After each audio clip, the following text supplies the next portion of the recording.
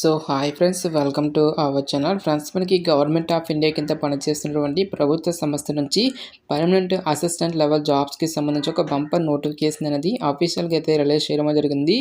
ఈ యొక్క పోస్ట్కి సెలెక్ట్ అయినటువంటి క్యాండిడేట్స్కి 45,000కి పైగా మనకి శాలరీ అనేది రావడం జరుగుతుంది.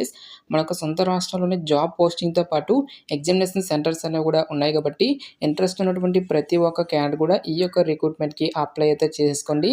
ఈ విధంగా ఈ యొక్క నోటిఫికేషన్కి సంబంధించి కంప్లీట్ డీటెయిల్స్తో పాటు అప్లికేషన్ ప్రాసెస్ అనేది కూడా చెప్తాను కాబట్టి స్కిప్ చేయకుండా ఎండ్ వరకు చూసి అప్లికేషన్స్ అయితే సబ్మిట్ అయితే చేసుకోండి.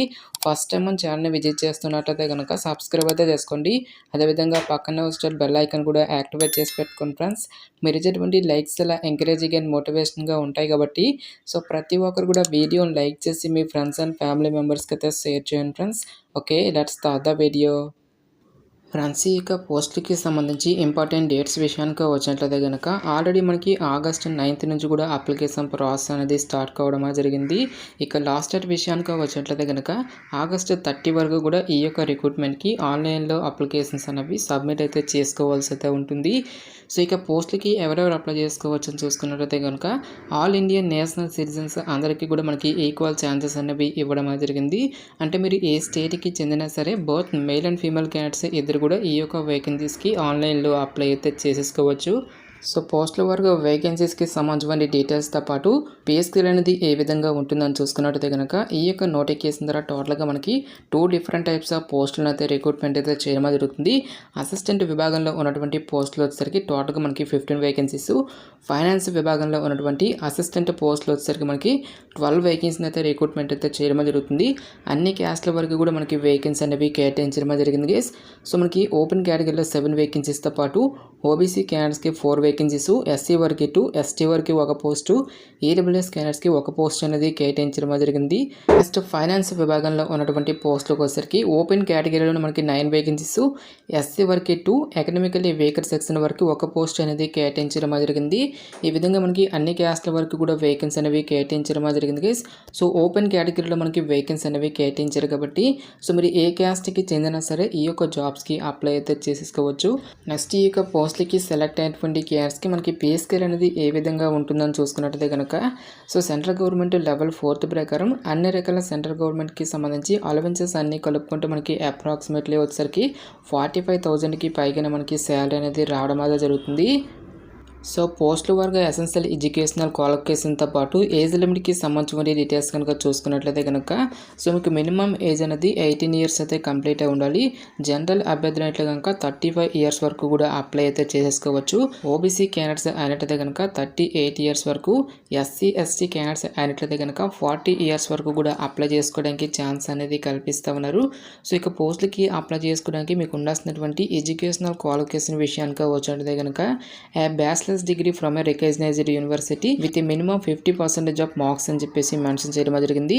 సో మనకి మినిమం 50% మార్కులతో సో మరి ఏదైనా ఒక విభాగంలో బ్యాచిలర్స్ డిగ్రీ అనేది కంప్లీట్ చేస్తే సరిపోతుంది. ఈ యొక్క జాబ్స్కి మనము అప్లై అయితే చేసుకోవచ్చు. ఎటువంటి ఎక్స్పీరియన్స్ అంటూ కూడా ఏమీ కూడా ఉండాల్సినటువంటి అవసరమే తెలియదు గైస్. నెక్స్ట్ మనకి ఇన్ఫర్మేషన్ అండ్ కమ్యూనికేషన్ టెక్నాలజీకి సంబంధించిన నాలెడ్జ్ అనేది కూడా మీకు ఉండాల్సి అయితే ఉంటుంది.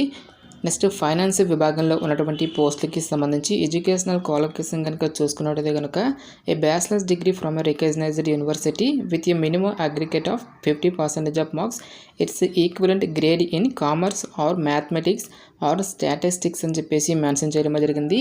సో ఈ యొక్క పోస్టులు కూడా ఏదైనా ఒక విభాగంలో మినిమం 50% మార్కులతో డిగ్రీ అనేది పాస్ అయితే సరిపోతుంది.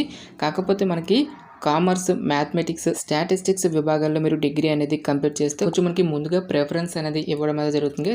ఎటువంటి ఎక్స్పీరియన్స్ కానీ ఎటువంటి ఎక్స్ట్రా సర్టిఫికేట్స్ అంటూ కూడా ఏమీ కూడా ఉండాల్సినటువంటి అవసరం అయితే లేదు. నెక్స్ట్ ఈ యొక్క పోస్ట్కి సంబంధించి సెలక్షన్ ప్రాసెస్ అనేది ఏ విధంగా ఉంటుందని చూసుకున్నట్టయితే కనుక కేవలం మనకి ఒకే రిటన్ టెస్ట్ అనేది ఉంటుంది గైస్. సో ఇక రిటన్ టెస్ట్కి సంబంధించిన డీటెయిల్ టాపిక్స్ అనేవి మనకి ఇక్కడ క్లియర్గా మెన్షన్ చేయడం జరిగింది. సో టోటల్గా మనకి 120 మల్టిపుల్ చాయిస్ క్వశ్చన్స్ అనేవి అడగడం జరుగుతుంది. ఫస్ట్ ఆఫ్ ఆల్ ఇక్కడ మనకి అసిస్టెంట్ పోస్ట్లకి సంబంధించిన డీటెయిల్ సిలబస్ అనేది మెన్షన్ చేయడం జరిగింది గైస్. టోటల్గా మనకి 2 పార్ట్స్కి అయితే డివైడ్ అయితే చేయడం జరిగింది. పార్ట్ 1 అనేది మనకి జనరల్ ఇంగ్లీష్ నుంచి 30 క్వశ్చన్స్ అనేవి అడగడం జరుగుతుంది. 30 మార్క్స్. టోటల్‌గా మనకి 30 మినిట్స్ పాటు కూడా ఇక్కడ టైమింగ్ డ్యూరేషన్ అనేది ఇవ్వడం జరిగింది. నెక్స్ట్ పార్ట్ 2 గనుక చూసుకున్నట్లయితే గనక general knowledge, general mathematics, logical reasoning, elements of information and communication technology అనేటువంటి ఈ యొక్క టాపిక్స్ నుంచి టోటల్‌గా 90 మల్టిపుల్ చాయిస్ క్వశ్చన్స్ అనేవి అడగడం జరుగుతుంది. ఈ విధంగా మనకి టోటల్‌గా 2 అవర్స్ పాటు కూడా మనకి ఈ యొక్క టెస్ట్ అనేది కండక్ట్ అయితే చేయడం జరుగుతుంది గైస్. పార్ట్ 1 అనేది మనకి 30 మినిట్స్, పార్ట్ 2 అనేది మనకి 90 మినిట్స్ పాటు కూడా ఈ యొక్క టైమింగ్ డ్యూరేషన్ అనేది ఇవ్వడం జరిగింది. నెక్స్ట్ ఫైనాన్స్ విభాగంలో ఉన్నటువంటి అసిస్టెంట్ పోస్టులు కూడా మనకి సేమ్ సిలబస్ అనేది మెన్షన్ చేయడం జరిగింది గైస్. కాకపోతే మనకి అడిషనల్గా మరొక టాపిక్ అనేది మనకి యాడ్ చేయడం జరిగింది. Elements of financial accounting, cost accounting, financial management, audit అనేటువంటి ఈ యొక్క టాపిక్ నుంచి కూడా మనకి రిలేటెడ్గా క్వశ్చన్స్ అనేవి అడగడం జరుగుతుంది. ఈచ్ వన్ కరెక్ట్ ఆన్సర్కి మనకి 1 మార్క్ అనేది కేటాయిస్తారు. ప్రతి రాంగ్ ఆన్సర్కి కూడా మనకి 0.25 నెగిటివ్ మార్కింగ్ అనేది ఉంటుంది. సో 4 మిస్టేక్స్కి 1 మార్క్ అనేది డిడక్ట్ చేయడం జరుగుతుంది అని చెప్పేసి ఇక్కడ మనకి జాబ్ డీటెయిల్స్లోనే క్లియర్గా మెన్షన్ చేయడం జరిగింది. సో ఎవరైతే రిటన్ ఎగ్జామినేషన్ క్లియర్ చేసినటువంటి క్యాండిడేట్స్కి డైరెక్ట్గా మనకి డాక్యుమెంట్ వెరిఫికేషన్ అనేది చేసేసి ఈ యొక్క వేకెన్సీస్కి ఎంపిక అయితే చేయడం జరుగుతుంది. నెక్స్ట్ ఎగ్జామినేషన్ సెంటర్స్కి సంబంధించిన డీటెయిల్స్ కనుక చూస్తున్నట్లయితే కనుక టోటల్గా మనకి 12 ఎగ్జామినేషన్ సెంటర్స్ అనేవి మెన్షన్ చేయడం జరిగింది. 2 రాష్ట్రాల తెలుగు అభ్యర్థులు కూడా హైదరాబాద్ లొకేషన్కి అయితే వెళ్ళి ఎగ్జామినేషన్కి అయితే అటెండ్ అయితే అవ్వాల్సి అయితే ఉంటుంది. నెక్స్ట్ ఈ యొక్క పోస్ట్కి సంబంధించి అప్లికేషన్ ప్రాసెస్ విషయానికి వచ్చినట్లయితే కనుక ఓన్లీ ఆన్లైన్లోనే అప్లై చేసుకోవాల్సి అయితే ఉంటుంది.